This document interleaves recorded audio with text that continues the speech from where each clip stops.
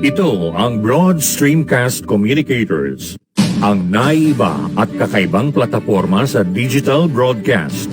Mula Luzon, Visayas, Mindanao hanggang sa iba't ibang dako ng mundo. Broad Streamcast Communicators, ang sandigan ng sambayanan mula sa walang labis at walang kulang na pagbabalita, paglilingkod, maglalahad ng mga mapagbuong komentaryo at usaping pambayan para sa kapakanan ng karamihan. Broad Streamcast Communicators, tuwirang maglilingkod ngayon hanggang sa susunod na henerasyon.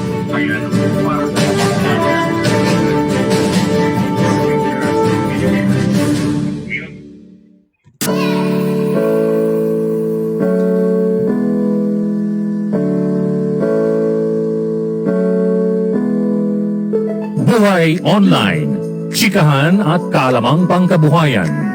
Ating tunghayan, pakinggan at tuklasin ang mga pangyayari at kaganapan sa mundo ng online. Buhay Online, chikahan at kaalamang pangkabuhayan. Alamin ang pinaka-latest trends mula sa trabaho at kung hanggang saan na ang narating ng teknolohiyang ito. At ngayon, narito na ang ating host, ang ating TechieMommy, si J.C. Bautista.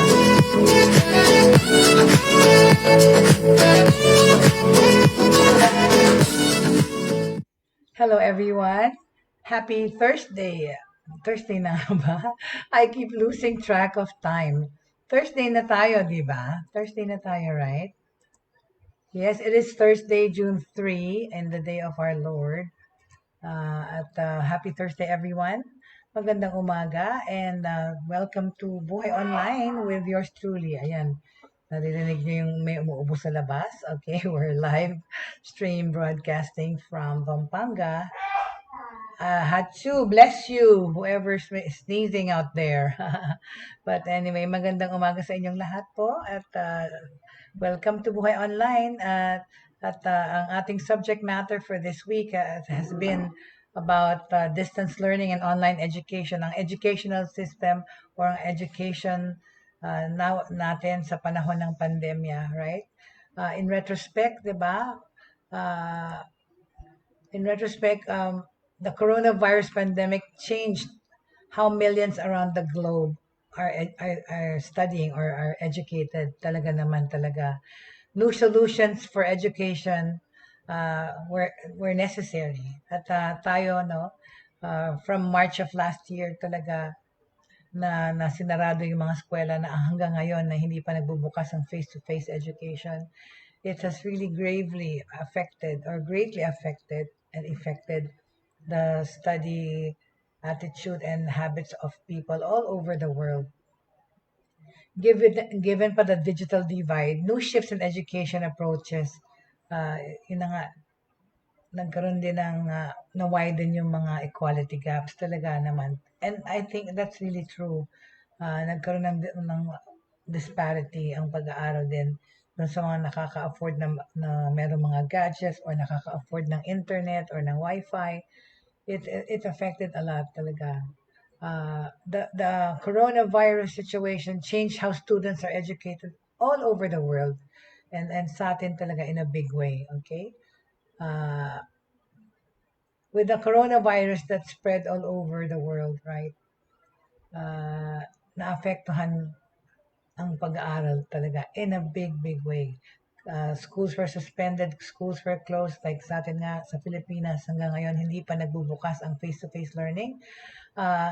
And March of last year, it was estimated that over 421 million children were affected due to school closures that were announced, right, in over 60 countries.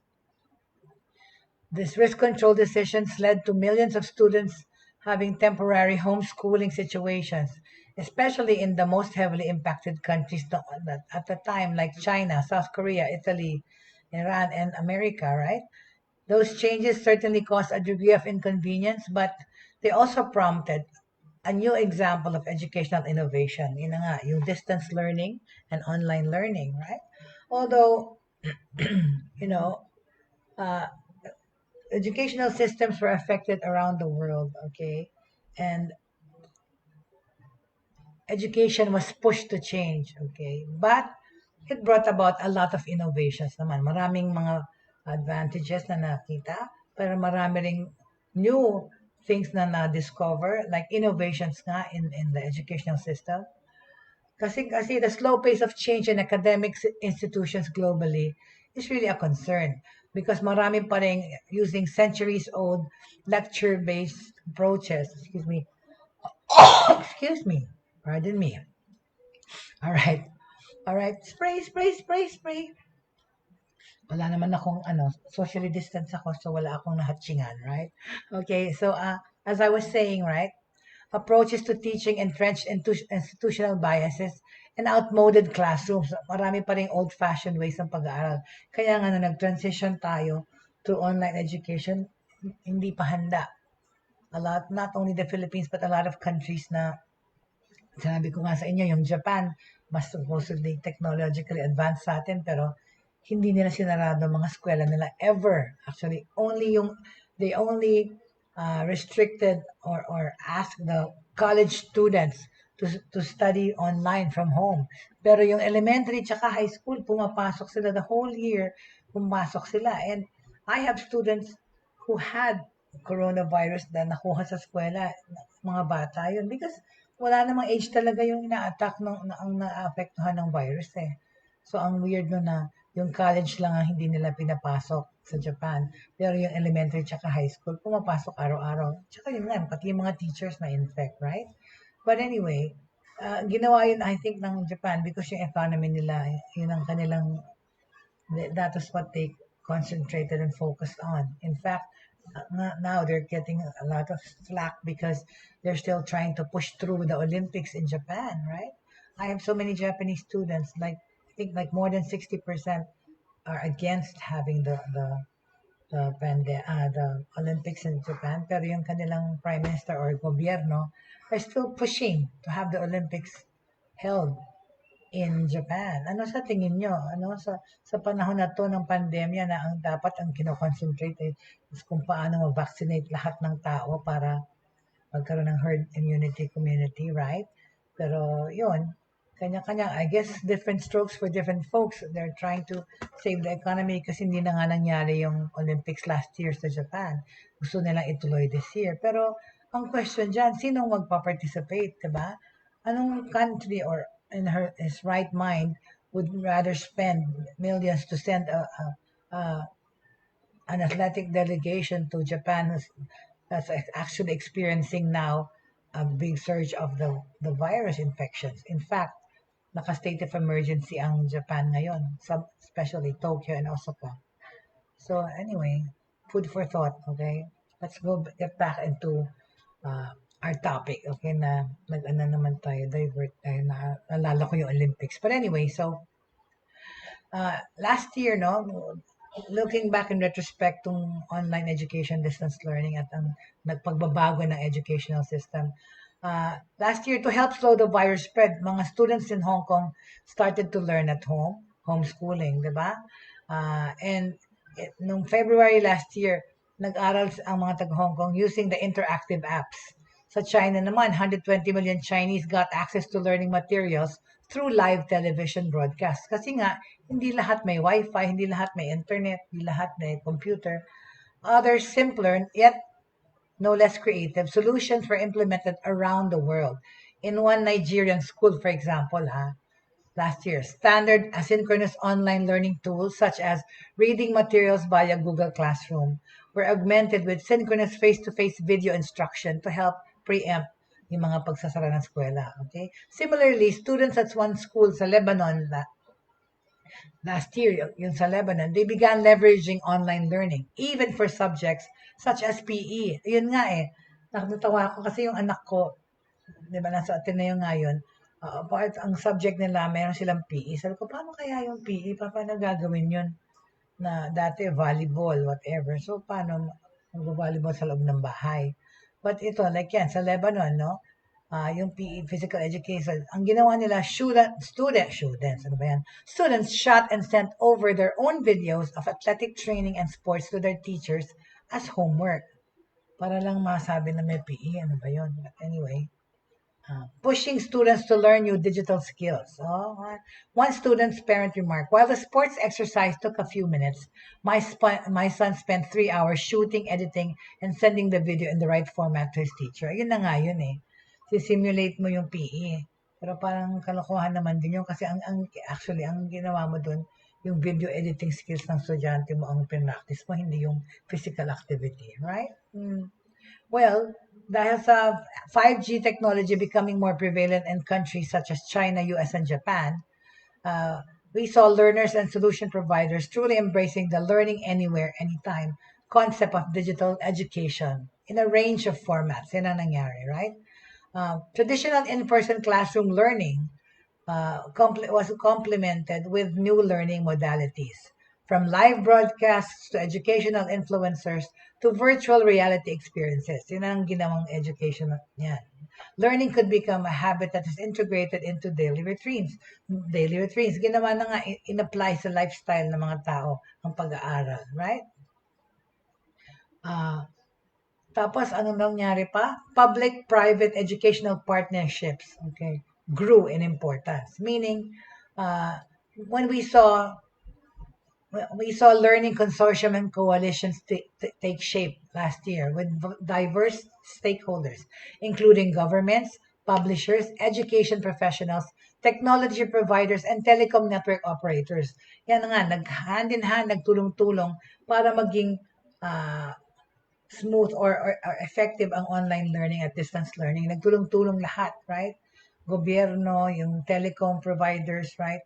Kasi yun na nga, unang-una na dyan kasi kailangan yung connectivity, right? They came together to utilize digital platforms as a temporary solution to this crisis, okay? In emerging countries where education has predominantly been provided by the government, this became a prevalent and consequential trend to future education. Sa China, last year, the Ministry of Education assembled a group of diverse constituents to develop new cloud-based online learning and broadcasting platforms, as well as to upgrade a suite of education infrastructure. Okay? Ginawa nila yan. Well, sa atin din naman. I'm so sure marami naman techie dito talaga, right? Similarly, yung Hong Kong-based Hong Kong Forum, China Daily Video, is a consortium of over 60 educational organizations, publishers, media and entertainment industry professionals, providing more than 900 educational assets, including videos, book chapters, assessment tools, and counseling services for free. Wow, sana all nga, right? Yan ang ginawa sa Hong Kong. The consortium's intention was to continue using and maintaining the platform even after COVID-19 has been contained. Talaga naman, looking forward yan ang ginawa. No? Ginawa Hong Kong yan, okay? Through examples like these, it is evident that educational innovation is receiving attention beyond the typical government-funded or non-profit-backed social projects. In the past, we have seen far greater interest and investment coming from private sectors in education solutions and innovation. Sana sa Philippines ganun din, right? Kasi nga, sana mas bigyan pansin ang edukasyon, mas bigyan ng budget, okay, at pagtuunan ng pansin. From Microsoft and Google in the US to Samsung in Korea to Tencent, Ping An, and Alibaba in China, corporations awaken to the strategic imperative inevitable way that education developed and evolved, right? While most initiatives to date have been limited in scope and relatively isolated, the pandemic paved the way for a much larger scale cross-industry coalition to be formed around a common educational goal. Yun na nga talaga, nagtulong-tulong, right? Pero yun na nga, yung digital divide ay lumaki pa, right? The digital divide widened actually because most schools in affected areas were finding stopgap solutions to continue teaching. Yun na nga, yung walang signal, yung walang internet, yung walang capability. But the quality of learning, okay, was highly dependent on the level and quality of digital access. Totoo. And yun na nga, ergo, connectivity, right? Like sinabi natin yun, sa Philippines, di ba, ang internet slower than most Asian countries na kapitbahay natin. Pero nag-improve na. I mean, truth be told, it's improved, right? Like I said nga, yung aking connection or access sa internet, nung lumipat ako dito sa Pampanga, mas mabilis pa actually than when I was living in Marikina using PLDT fiber na fast internet na. Pero dito, mas mabilis. Tsaka maybe it's not because there's less clutter on the net or on the broadband, on the use of the broadband. I don't know, but tsaka less interruptions dito for the past 3 months that I've been living here and working. Less interruptions, less paglalag ng internet. I don't know, mas mabilis na in a way or because siguro nga nagtrabaho na ang PLDT or Globe whatever para ipagbuti ay yung sinabihan sila at ultimatum na binigay ng gobyerno tungkol sa interconnectivity, right? So, sa Hong Kong, right, the people started finding other solutions to continue studying online or otherwise in other means. After all, only 60% of the globe's population is online, right? While virtual classes on personal tablets may have been the norm in Hong Kong, for example, many students in less developed countries or economies rely on lessons and assignments that are sent via email or via Messenger or WhatsApp, right? Kasi yan na nga yung digital divide nangyari pa rin sa mga cannot afford or walang capability.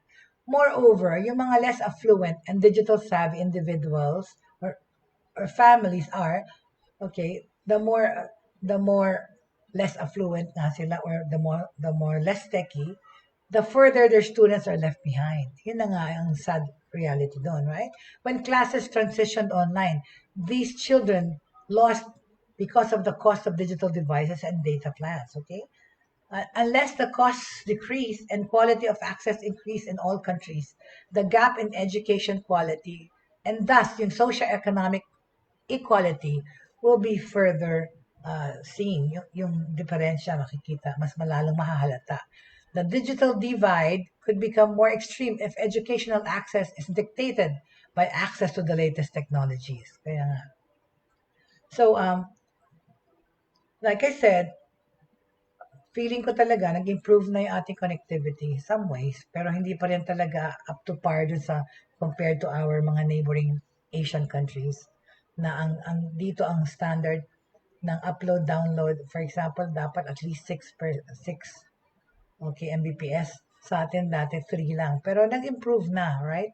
From that slowpoke snail, ngayon na-achieve na ang 25 Mbps.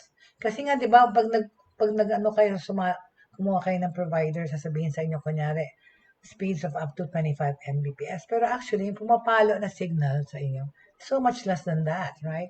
Ang capacity mo, let's say 15 to 20 na maabot ng 25 is already high.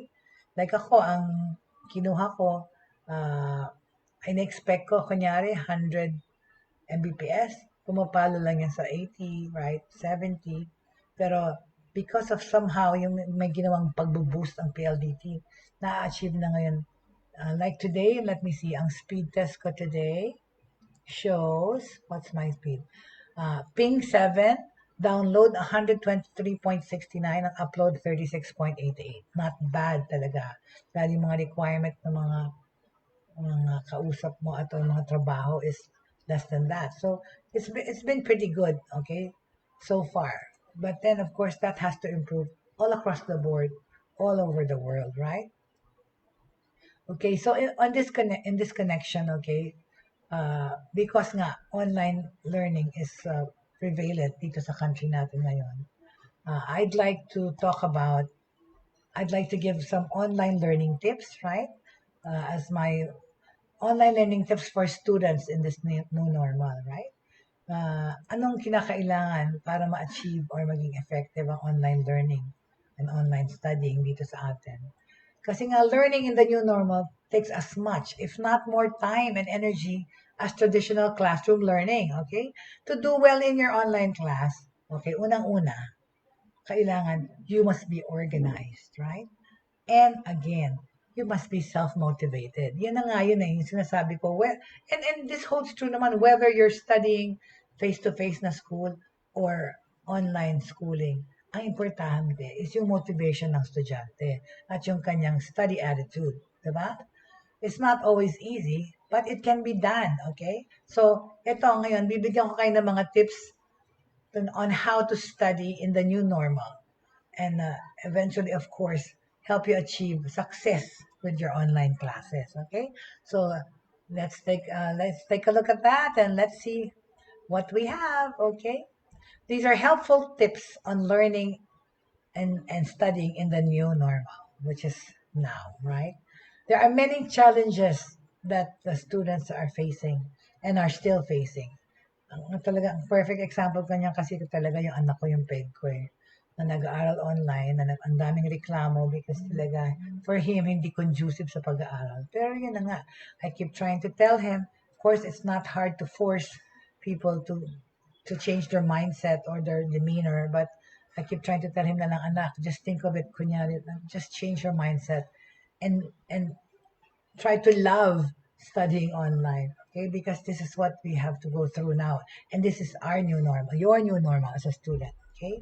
Pinipilit ko na, or sa kanya na ibahin niya yung kanyang attitude. Kasi nga, nadismaya na siya last year pa when Ateneo closed and nakapasok lang siya ng 1 month dun sa first sem niya.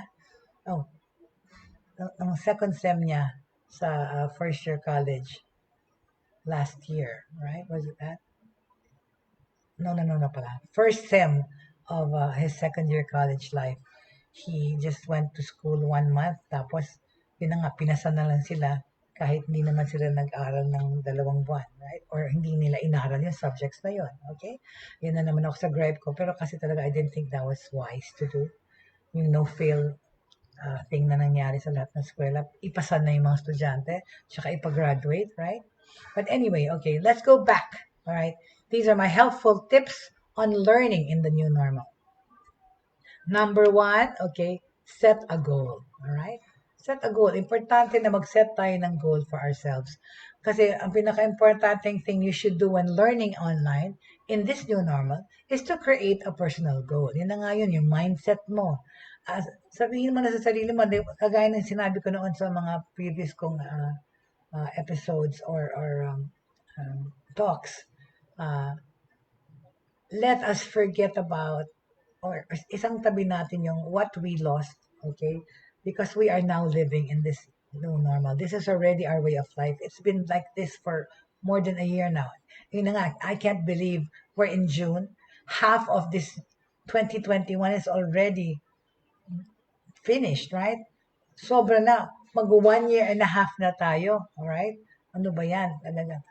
Naglalapit na nga rin yung eleksyon. Oh my God. It's really, really crazy how time is flying. So, we have to make do. We have to strive and thrive in this new normal. And kasama dyan, of course, is yung mindset mo tungkol sa pag-aaral because naapektuhan nga ang online, ang education by going online, right? So, please, unang-una na, those studying online, set a goal for yourself, change your mindset. Di ba, kalimutan nyo na yung normal pag-aaral nyo muna and live for now, live for today, and look to the future, all right? Remember why you're studying in the first place. Yun ang pinaka-importanting reason nyo, ay gusto nyo mag-aral, right? Focus on your end goal and what you can achieve when you finish your classes, right? That should be enough encouragement and motivation. Isipin nyo kung bakit kayo nag-aaral. Kasi gusto nyong mag-aral, right? At isipin mo na nga talaga kung ano yung end result nito pag natapos mo ang iyong pag-aaral. Okay? Number 2, have a study plan. Alright? Okay? Before your new normal classes start, dapat gumawa ka na ng study plan. Okay?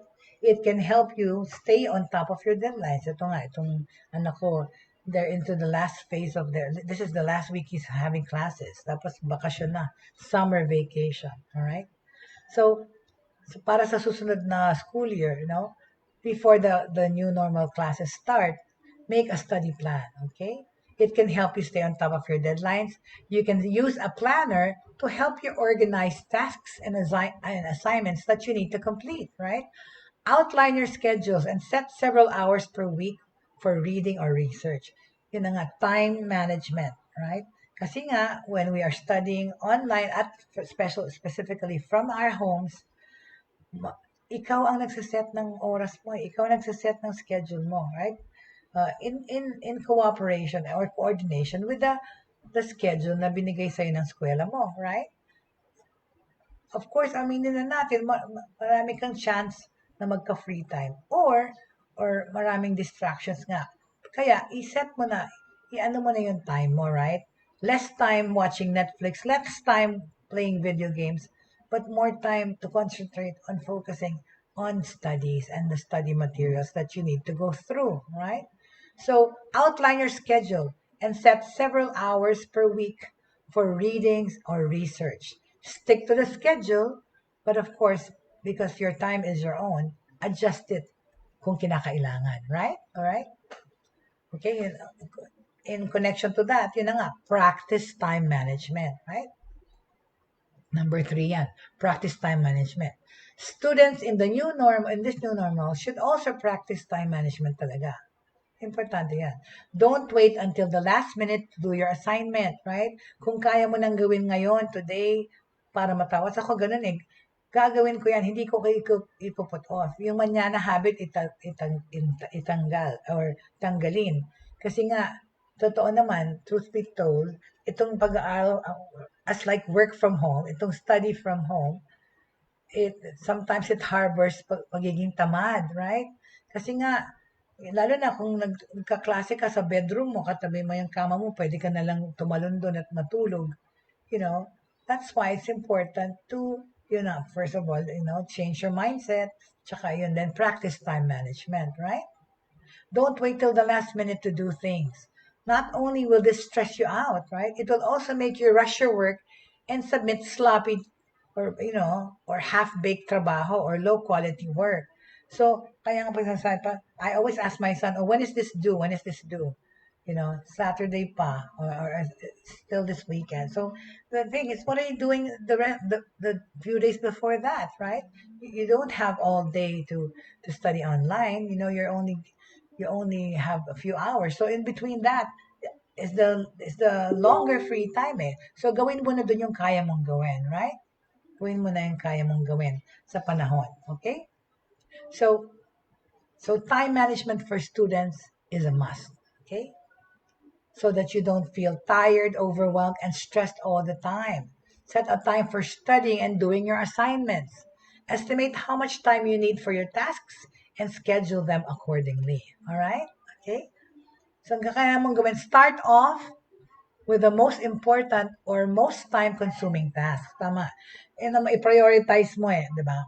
Kasi, sometimes, even the little things, no? Isipin mo talaga, ay, mamaya na to, mamaya na to, mamaya na to. Sometimes kasi when you keep putting off things, there's a tendency for you to forget to do it, right? So, prioritize first, depending on the importance or the urgency, okay? Then, schedule it, okay?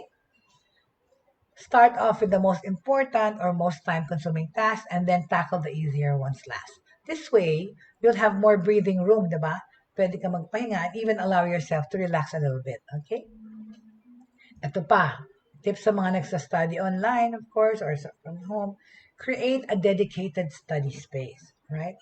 Of course, yun na naman yung digital divide or yung division ng kung kagaya nitong mga nasa picture ko, di ba, kita nyo naman yan, yung mga nag-aaral sa bahay na ilang estudyante, masikip ang lugar, wala silang personal space, wala silang division ng space kasi nga walang lugar. Yun ang bahay nila kaliit, right? Of course, swerte na yung mga nakakapag-aral sa sarili nila ng kwarto. Okay? Like sinasabi ko nga sa anak ko, thank God anak we're able to do this. We could afford to live in a place where you have your own space, your own room. Pero yun nga, and if you do, make it conducive to studying, okay? Create a dedicated study space. Since online classes, this is the new normal, don't require classrooms anymore, ikaw ang kailangan mag-create ng own study area. For some nga talaga, di ba? Kaya nga tumaas din yung benta ng mga office chairs or desks or tables or laptops and mga kung ano-anong things to make your workspace ergonomic. Di ba? Yung sinasabi ko yung dati, ergonomic dapat para conducive to working na pati yung health issues mahahandle. Like yung, kasi diba, when you're working from home or you're studying from home, you're endlessly sitting. And sometimes pag may back problems ka. So, dapat tamang silya, tamang desk, yung height, para yung kamay mo, huwag kang magka-carpal tunnel syndrome. Yun, lahat yun kasama, right? Sa pagko-consider ng paggagawa ng workspace or study space. Your study space can be in your bedroom, the living room, a corner of the house, or even the kitchen. Just make sure that you use the space exclusively for studying and that you can focus on your tasks when you study in this area. Yung anak ko, my gosh, mula sa lamesa hanggang sa computer, alright? Inayos niya. Pero sinasabi ko, hindi mo yan inayos para maglaro ka ng video game buong araw or buong ano, right? Make it conducive for studying, right?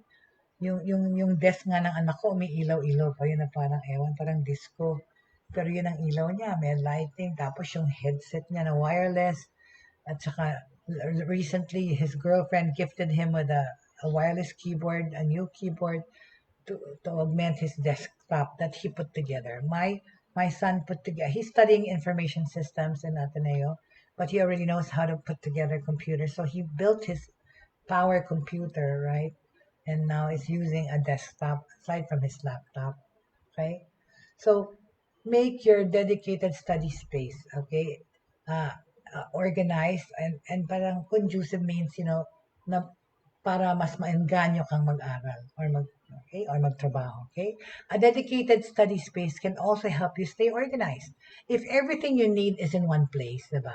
You won't need to leave your study area to grab your book or print a handout. As a result, you don't break your momentum of studying, right? And studying online, nandoon naman na lahat sa'yo talaga. Nasa loob na yan ng computer mo, lahat ng kailangan mo, right? All you need is a click, click, click away, right? Ito ang importante, which is mahirap gawin, right? Because naka-internet ka, marami kang mga windows na bukas ng mga tabs, right? Tabs ang tawag dyan sa iba-ibang window mo. Number 5, eliminate distractions. Okay? Mahirap gawin, right? Because, I'm guilty of, ako, ang dami kong windows na nakabukas na tabs. Kasi nga, I'm doing research while I'm speaking. Of course, and I'm monitoring certain things, certain trabaho ko. Pero again, kung para sa nag-aaral, eliminate distractions. The average person is distracted every 40 seconds when working in front of the computer. Totoo to, right? So it's important to keep yourself away from distractions when it's time to study. All right? Patayin mo yung mga video game, patayin mo yung social media mo or yung cellphone mo, ilayo mo sa'yo para wag kang tingin ng tingin, right?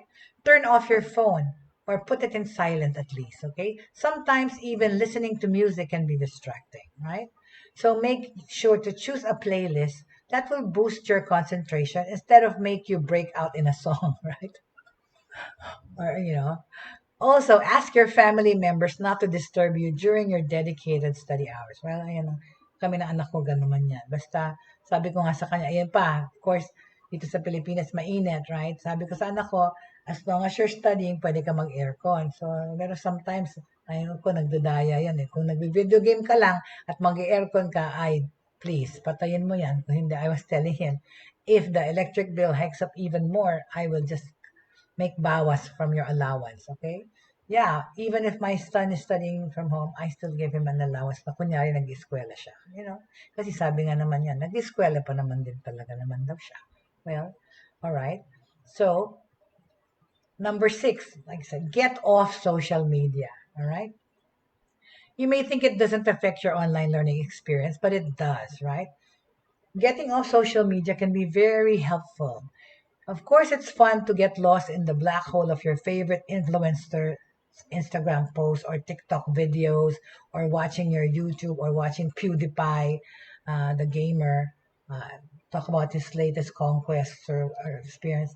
But when it's time to study, you have to put your phone down or turn off or don't go to the tabs of your Facebook or Instagram or check on Twitter stuff even on your desktop or your tablet, okay? Patayin yun na kasi para wag na kayong matempt tumingin, right? Log off from all your social media accounts when it's study time, okay? If you still can't resist picking up your phone, keep it away from your study desk. Kami ng anak ko, kasi nga may second floor kami, right? Ang kanyang kwarto na sa taas. Dati, messenger ko siya when I have to talk to him. Pero ayoko nga kasi tingnan yung social media niya. So, ang anak ko, when we moved here to Pampanga, unang-una niyang binili ay ito. Tara! Ang walkie-talkie, right? So, when I need to speak to my son or ask him something, I just call him here. Tara! It works, right? Or kahit na lunch na, I tell my son it's lunchtime, So, that's what we do, right? So, turn off social media, okay? Number 7, figure out your learning style, okay? Try nyo, isipin kung paano ba kayo mag-aaral na anong style. Ano bang oras na sa isa, kailan ka ba most productive or most alert? Umaga or gabi? What time of the day do you feel your best, diba? And when are you at your most energetic or productive? Sa akin, wala sa akin, wala. Na nga ako talaga, 24/7 akong wala sa akin difference kung araw or gabi. Kaya nga, wala rin sa akin difference kung weekday or weekend kasi I'm working all the time, right? I only sleep 3 to 4 hours a day, which is not really good and not healthy. So please do not follow suit, all right? Ganyan lang talaga ako, hindi talaga ako normal, right? Pero there's no such thing to me as a morning person or night person because I'm an all-day person, right? So ikaw, if you're a morning person, make time for your tasks in the morning. And if you're more of a night owl, study and do your assignments at night, right? Yung anak ko parang call center Gising yan ng hanggang madaling araw, tapos tulog buong araw, right? But then, he has to be reminded to wake up with an alarm clock kasi may mga klase siya sa umaga, right? So, lagi ko sinasabi, wag magpuyat. Because, para siyang zombie araw, right? Learning styles are different person to person. They vary from person to person, of course. Ang ibang tao, mas madaling matuto or mag-aral when they have visuals, right? Or nakikita face-to-face, while others learn better listening, all right? Listening to the teacher or listening to audio materials. Whichever style of learning is best for you or kung ano man yung preference nyo. You take advantage ng learning tools that are available nowadays, right? Consider creating infographics as reading material or look into audio and video-based course content. Pero ngayon nga, di ba, depende yan sa paano nilipat ng eskwela mo online yung study material nyo. Through PowerPoint, right? O kung ang classes nyo through Zoom, at saka yung mga learning systems na ginagamit nyo, sometimes, you can manipulate, kunyari, parang yung class in, or even sa Zoom, di ba? Kung ikaw yung host or yung teacher, pwede mo manipulate yung screen and the thing, you can share your screen. Yan yung mga iba-ibang ways ng pag-aaral, right? So, what's important is, of course, you figure out your learning style, all right? Number 8 na tip ko sa inyo, be engaged. Hindi sabihin ng be engaged kagaya ko. Hindi ko sinasabi yung be engaged. Right. Like ako, right? Like me. Being engaged. I'm engaged to be married, so to speak. But we're putting off these wedding plans for better times, right?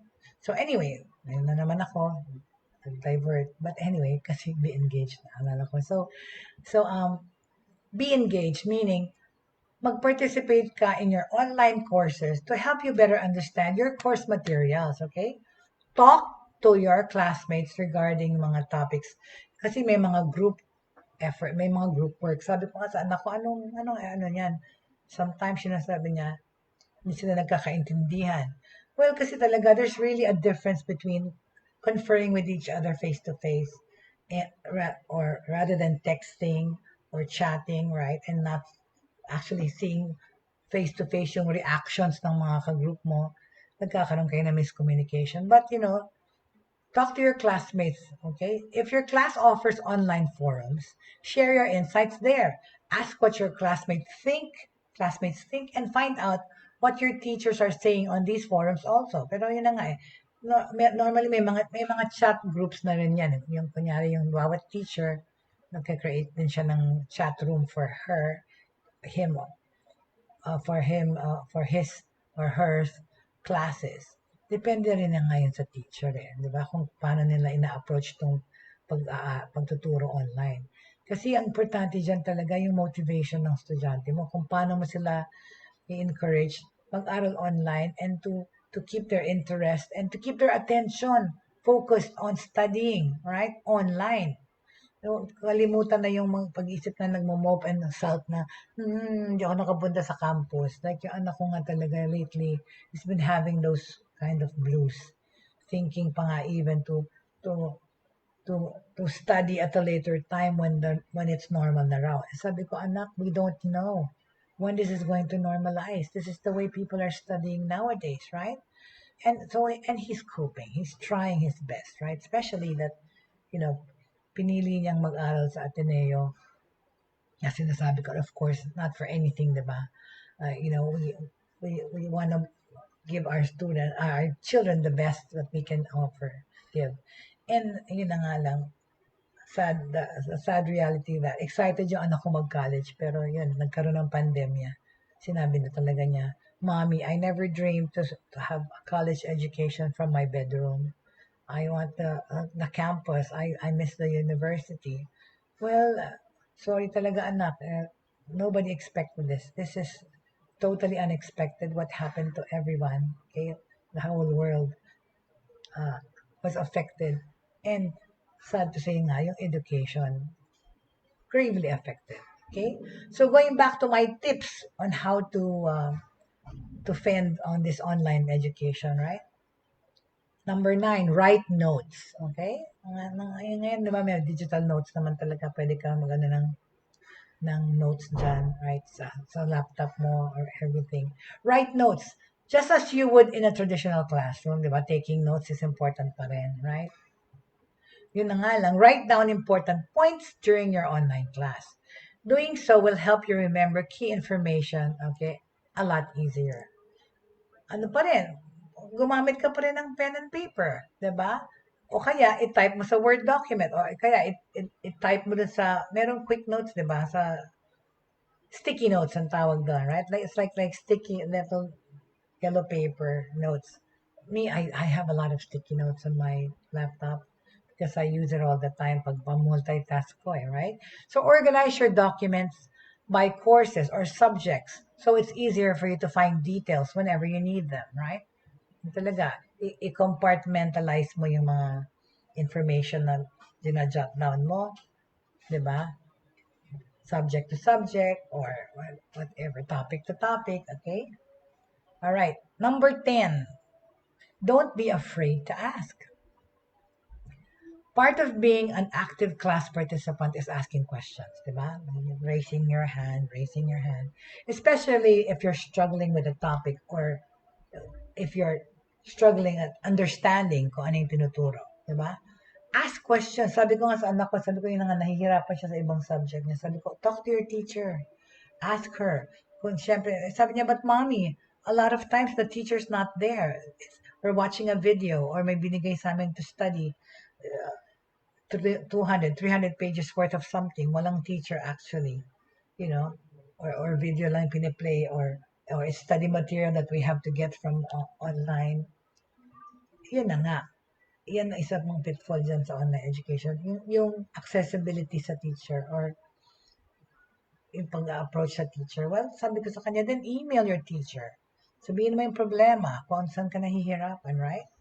Ask questions as soon as one pops in your mind. If something is confusing, ask your teacher to give more concrete examples, right? This will save you time trying to understand it on your own later. Seek your teacher's help. They'd be more than happy to answer your questions. They should be accommodating that. Because, yun na nga, nagkakaroon na nga ng problema sa pag-aaral, di ba? So, it's important that you communicate with your teacher. ask your teacher if you have any questions or problems that you're meeting up. Okay? Number 11 tip sa pag-aaral online, join online study groups. Ayan, yung anak ko meron sila talagang study groups eh. Lahat sila, kanya-kanya. Join online study groups. If you want to know how studying can be fun and effective dito sa ating new normal, using distance learning, well, be a part of a virtual study group with your classmates and have regular discussions. I already see and hear my son doing that. Yung mga orgs niya, yung mga, ano ba tawag doon sa Ateneo? I forget. Basta yung kanyang mga classmates, what is this? I missed the word. But anyway, yung group mates niya or, yun na nga, some of his subject na group mates, they get along. Some of them naman, sabi niya, iba-iba yung kanilang thinking. Well, talaga naman ganun. People are different, right? So, basta. But belong to a virtual study group with your classmates so that you can have regular discussions. Schedule these sessions regularly so you can pick each other's brains, right? And help each other out on topics you find challenging. But I hear him naman talking to his org mates or his his block mates, right? And discussing things. It's important because communication is important and it helps, right? Okay, number 12 tip from Teacher J. Teacher J tuloy. From J. Bautista. Teacher J, kakaturo ko talaga araw-araw. Yan na, Teacher J na ako.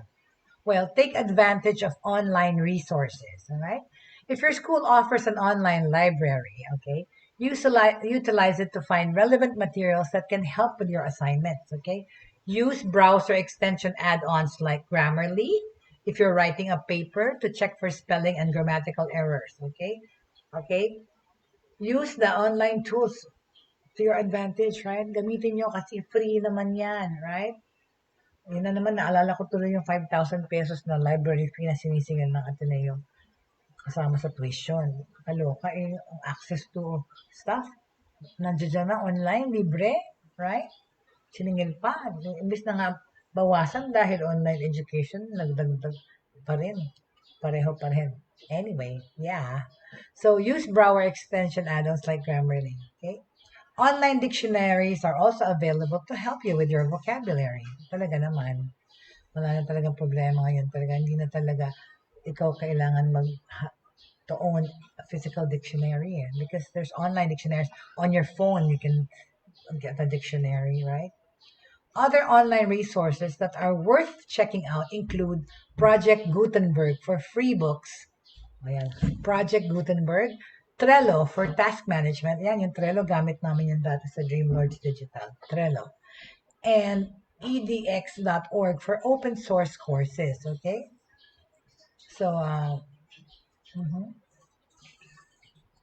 number 13 tip ko sa inyo, break down your tasks. Di ba? Divide nyo yung mga each task into sections. We'll put so that you can control your time, okay, and to facilitate doing the tasks, okay. When you divide it into sections, it will put you in control of what you're doing and prevent you from feeling overwhelmed, right? Break down bigger tasks into smaller tasks, easier ones, so that they won't be too time consuming and you can easily see your progress. Unahin nyo na yung mabibigat. Tapos bali-balian or distribute nyo yung tasks na maliliit, right? Siyempre, okay, nag-aaral ka, busy day. Number 14 is, you have to take some time out. Or, bigyan mo rin ng break ang sarili mo. Bigyan mo ng recess yung sarili mo. Kung nag-aaral ka sa totoong eskwela, di ba? Meron kayong lunch break, recess, whatever. So, give yourself that, okay? If you find the online class extra challenging, take a break. Right? Take a break. Taking small breaks in between your online classes will refresh your brain and help you focus. Diba? Ayun na nga. Ikaw na mag-impose ng break sa sarili mo. Ikaw na magbigay ng recess or ng lunch break. Siyempre yun. Importante yung lunch break. Naluloka nga ako sa Ateneo eh. Ang anak ko meron siyang klase na 11 a.m. to 2 p.m. every Saturday. Diba? Naka-infringe na yun sa lunch time nung, sabi ko, ano ba yan, eskwela? Ano ba yan? Sabi niya, Mom, it's the teacher. Siyang ano ba naman Ateneo? Bakit naman nyo hinahayaang ang lesson ay lunchtime? Lunchtime yun eh. 11 o'clock to 2 p.m. Yan ang klase niya pag Saturday. So, ang ginagawa ko yun, dinadalang ko ng pagkain. Yung anak ko, kumakain habang nagle-lesson, right? At syempre, dapat mo pang piliin yung pagkain na hindi makalat. Kasi habang nagle-lesson siya, sumusubo, kung may mga sauce, magkakalat siya dun sa kanyang desk, right? So, my son always reminds me, Mom, give me food that's easy to eat while I'm having lessons, right? Because I can't make a mess while studying and eating, right? So, yun lang. Ateneo, anong bang klaseng oras siya ng klase? 11 a.m. to 2 p.m. Huwag sana yung lunch, right? Of course, they need to eat, okay? So, set personal deadlines. Ito, number 15 na tip ko. Set personal deadlines. Coping with this new normal in education is already a struggle for most, right? Don't make it even harder by procrastinating. Yun na nga talaga. Yung manyana habit, mamaya ko nagagawin, bukas ko nagagawin. Ay, sa Sunday pa yan eh. So, sa Saturday ko na lang gagawin. Kung may oras ka naman, right? Okay, gawin mo na before, right? If your paper is due on Friday, don't wait to do it until Thursday night, right? Maraming ganyan eh talaga. Well, ako guilty ako nung nag-aaral ako, ganyan ako last minute. Cramming, right? Cramming. Kaya nga nauso yung cram school, So, Japan, tawag nila sa mga tutorial schools or extra learning or cram schools. Nag-aaral na sila Monday to Friday. Pag Saturday or Sunday, meron pa silang cram school na pwedeng pasukan para tulungan silang mag-aral. Ano ba yun? Parang tutorial, tutoring. Basta inaaral mo yung mga regular subjects mo doon sa weekend para tulungan ka to cope. Well, I think that's too much, right? Well, so, if you can do it before the deadline, all right, days before, do it. Because don't wait to cram. You're just creating unnecessary stress and anxiety when you do that, okay? Just tell yourself that yung mga assignment nyo are due at least a day earlier, right? This will give you extra time to finish everything and not cram and stress, okay? If you need to make revisions, at least meron ka pang panahon para gumawa ng mga changes, right? Bago mo i-submit. Pwede mo pang i-cross-check and check, right? Okay? So, ano pang sunod? Marami pa, okay? Marami pa akong tips, right? Okay, last na lang muna kasi yun na nga, we're nearing our show's end. Okay? This has been me giving you tips on how to do your online studying more effectively, right? This is our subject today. Learning tips for students, right? Online learning tips yung binigay ko. So, repaso tayo. Ano na yung mga nasabi ko, right? Okay, I already 16 points, okay? Number 1, set a goal. Okay. Number 2, have a study plan. Number 3, practice time management. Number 4, create a dedicated study workspace for you. All right. Next, number 5, eliminate distractions. All right. Number 6, get off social media. Patayin na muna yan. Wag na, ilayo nyo na muna yung cellphone nyo sa inyo para wag kayong manood ng TikTok or sa Tulfo or whatever or yung BTS kung anong ginagawa nila ngayon, nasan sila, alright? Number 7, figure out your learning style. Number 8, be engaged, alright? Number 9, write down notes. Okay? Number 10, don't be afraid to talk to your teacher or ask help kung nahihirapan kayo sa material or sa tinuturo or sa subject mismo. Communicate with your teacher, okay? Don't keep silent and just suffer in silence na hindi mo pala naiintindihan. Okay? So if you're struggling with something, ask questions, okay? It's not wrong to ask, and it's not wrong to not know, okay? Normal lang yon. So please seek your teacher's help. I'm sure they'd be more than happy to answer your questions. I mean, really. Diba? Yan ang duty naman ng teacher, makatulong, right? Okay, number 11, join online study groups, okay? And then take advantage of the online resources that are available, right? if your school offers an online library, utilize it na nga to find relevant materials kasi nga, lalo na tayo, anak, nagbabayad tayo ng library. So, gamitin nyo, okay? Use your browser extension add-ons like Grammarly. If you're writing a paper, ang Grammarly, very useful yan talaga. So, kahit na kasi yung Word, yung kanyang mga doon, corrections of Word, hindi thorough right? Okay, so, ano pa? Break down your tasks, right? Break down your tasks. Divide each task into sections that will put you in control of what you're doing to prevent being overwhelmed. Para wag ka naman masyadong ma-stress sa kadamihan ng kailangan mong tapusin or aralin, right? Ano pa? Ito yung last kong, take some time out, right? Okay? Take some time out from this busy schedule or, or yun na nga, iset mo yung sarili mo na magpahinga in between. Kunyari, ang susunod mong klase, kaninang umaga, nagklase ka na 8 o'clock, tapos 8 o'clock, 3 oras, tapos mag-lunch break ka muna, right? Because ang susunod mong klase, 2 o'clock. So, yun. Take time out to make time, actually, to have breaks, like lunch, especially, and, or even recess, or to have a snack in between, all right? Kasi nga, if you find it challenging already, find time to take a break, right? Taking small breaks in between won't hurt, okay? It will actually help your online classes be more conducive. It will refresh your brain, okay? And help you refocus. So, from time, tsaka yun na nga rin sa mata mo, sa mga nagko-computer, para wag masira, you can either wear the UV glasses or walk away from your computer. Look away from your computer. Kaso nga, looking away from your computer, nakatitig ka rin sa cellphone mo. Ganun din yun, right? Yun pa rin yung na-strain sa mata. Mapapagod ka pa rin kakatingin. So, itabi mo na muna yung cellphone, mag-break ka.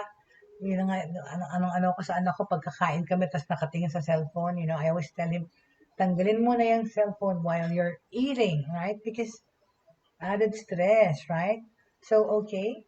So, more tomorrow on my online tips, to help students do online learning in this new normal, okay? We will continue talking about that because there's a little bit more that I have to say or give na tips para makatulong sa pag-aaral ng ating mga anak online, alright? At pati naman din, yung mga nagmo-module, ganun din, right? Time management, importante rin. Whether you're studying online din or doing modular studies or studying through radio or TV, make time for a break and manage your time. Okay? So, tomorrow, patuloy pa rin natin papag-usapan itong mga online learning tips that I've just given, alright? And then, at the same time, we will touch on the subject of how things have developed from last year ito sa online education, kung anong improvements na ang nangyari at nagawa, right? And, okay? Kasi the year 2020, it permanently changed the education of the future. And I agree with that. Because schools, universities, and educational courses have moved online, diba? Researchers actually forecast that the development of 5G networks will remove most of the technological barriers and open access to online education better for new users. Online education is surely different from traditional education. And that's why we are still developing it, right? And I have just given you tips dun sa mga estudyante natin sa panahon na ito on how to make it more effective for you, okay? So, we will talk about applied learning tomorrow, all right? And high-speed learning. So, we will continue that bukas, okay? Maraming salamat po sa mga sumama sa atin today at nanood. This has been Jay Bautista during Buhay Online talking about and giving online learning tips for our students in this new normal, all right? So please, wag kalilimutan, keep the faith and hope and love burning in your hearts. Tsaka, wag tayong mawalan ng pag-asa because of course, there's always a brighter day ahead of us, okay? So thank you so much for joining me. Magkita-kita tayo ulit podcast. And of course, for those who don't know, Broad Streamcast Communicators now has a YouTube channel where you can watch past episodes or of past episodes namin. Pwede nyo balikan sa mga nakamiss, no? Pwede nyo kaming panoorin dun yung mga gusto nyo balikan or ngayon ko lang nakita si Tita Agnes. Paalis na po ako. Thank you so much, Tita Agnes, for joining me. It's, the show is ending po. Regards to Tita Pri and to the Manyagos there and the lockups. Thank you very much. So have a good day, everyone, and enjoy your lunch. All right. And do sa mga nag-aral online, take a break. It's lunchtime na, mga students. All right. Take a break from your online studies to have a good lunch. Okay. So thank you so much and see you again tomorrow.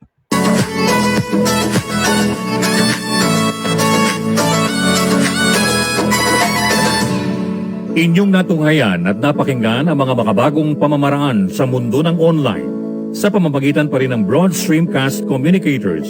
Hanggang sa muli, maraming salamat po.